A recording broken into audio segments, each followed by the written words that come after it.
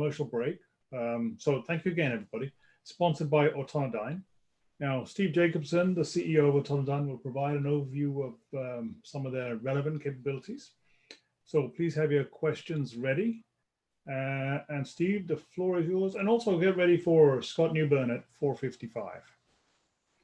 Well, thank you, Wasim. I tried to compete with Jeff for cool picture backgrounds here.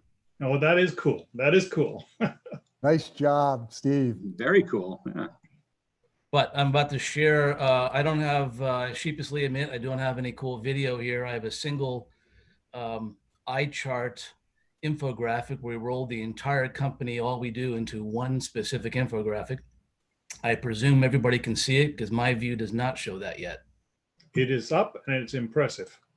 Okay, so we are a software AI company. We're based in Boston, specifically over in the Seaport. There's about 20, 25 engineers with us in the Seaport. And pretty much that's where our center of gravity is. We have a few folks out in Colorado, a few folks out in California, but for the most part, most of us are here in Boston.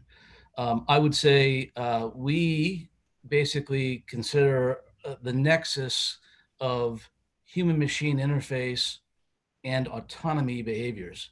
As I describe it to folks, we can have the slickest, nicest graphical interface or human-machine interface in the world, but if the human is still moving all the chess pieces around the board manually, then we've not succeeded. And conversely, we can have the most impressive algorithms running, but if the humans who are kind of on the loop for the foreseeable future have no idea what the vehicle or vehicles are doing, then that's also an F- for us. We flunked, right? So for us, it's that nexus of human-machine interface and autonomy, and we rolled it up into this one eye chart right here. So I'll just give the sweeping high-level view of the eye chart.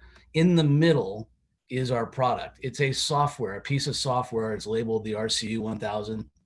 It's hosted on any one of the kinds of different pieces of hardware, right? It's hosted on mobile tablets, mobile phones, desktops. It's on a couple of mission computers in big aircraft. We don't care what the hardware platform is that hosts this piece of software, but it can be one of a number of things. Across the top, all those circles across the top are the different types of multi-domain platforms that we're controlling, right? So we're spending most of our time working with and controlling and adding additive autonomy to a bunch of uncrewed, vehicles, both air, land, and sea domains. And so those are just kind of, those bubbles represent most of the areas that this software, the vehicles that we're driving with. Top right corner are all these different data links. We also don't care what the waveform or data link is that you're kind of connected to the vehicles with. We just keep adding more and more data links so that we've got this common control station that can speak across this breadth of vehicles.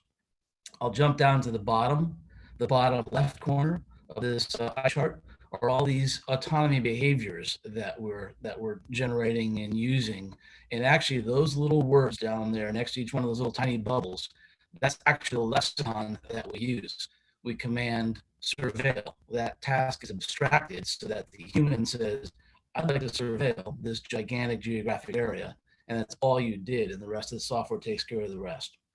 The bottom right corner are the different protocols, languages that we can speak to these vehicles.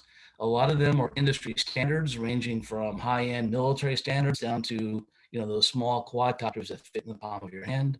And then off on the right side, that vertical strip along the right in gray, are all these optional human-machine interface accessories that we can run the system in, right? There's gesture control, there's voice control, augmented reality, virtual reality, mixed reality, that kind of stuff. And so we integrate those optional human-machine interface devices to kind of, sometimes it makes sense to augment the control of vehicles through these optional HMI accessories. Sometimes that use case makes no sense. But in short, that's the company rolled up into one infographic eye chart. And that's basically all I had to present.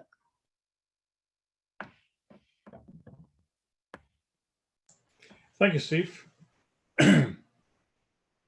Fantastic. So ultimately, you've got a central box with a software that controls all these various different devices. Yeah, yeah. We like the common control interface or common control system so that we don't need to necessarily throw any of our software or hardware on the airframe or the platform. If we have the luxury of doing that, we can add even more additive autonomy to the vehicle.